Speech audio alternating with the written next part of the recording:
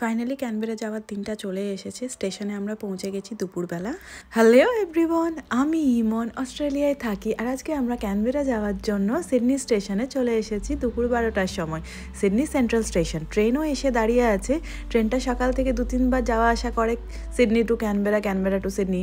তো এখন ক্লিনিংয়ের জন্য দাঁড়িয়ে আছে ট্রেনটা। আমরা এবার এক একে করে উঠবো।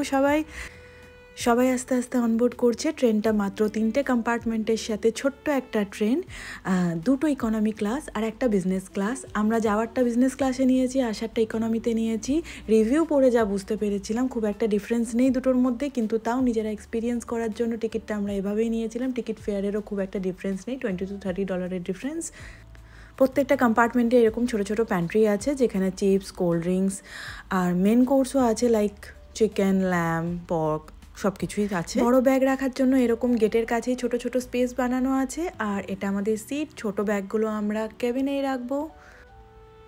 ছোট্টবেলা ট্রেনে চড়ার যে ফিলটা, সেটা নেওয়ার জন্য আমরা ঘর থেকে অনেক কিছু খাবার বানিয়ে নিয়ে এসেছি। তার মধ্যে হচ্ছে দুধ চা, আলু পরাঠা, পনির পরাঠা, আরও অনেক রকমের জিনিসপত্র বানিয়ে নিয়ে এসেছি।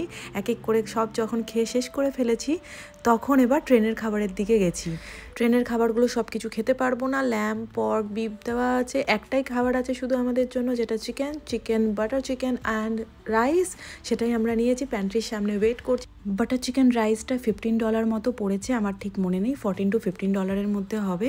যাই হোক, আমি আমার চিকেন রাইস পেয়ে গেছি। এখন সেটা গিয়ে দেখবো কি খাবার দিয়েছে।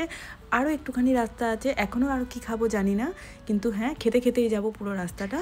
ছোটোবেলায় যখন ট্রাভেল করতাম, সারা ট্রেনের খাবারের জোগাড় দেওয়া বাবার কাজ ছিল। এখন পড়েছে আমার ওপর দায়িত্ব, কিন্তু যাই হোক, বড় অনেক হেল্প করে। আর দেখি কি খাবার দিয়েছে। সঙ্গে দিয়েছে সাওয়ারডো, একটা ব্রেড। ট্রেনের খাবার যেমন হয় আর কি, সেরকমই লাগলো, কিন্তু আমাদের দেশের ট্রেনের খাবারের থেকে বেটার ছিল। এটা শেষ হতে না হতেই আমরা ভাবছি আমরা কি খাবো। যাই হোক, 4 ঘন্টার রাস্তা এভাবেই পেরিয়ে যাবে। টাটা।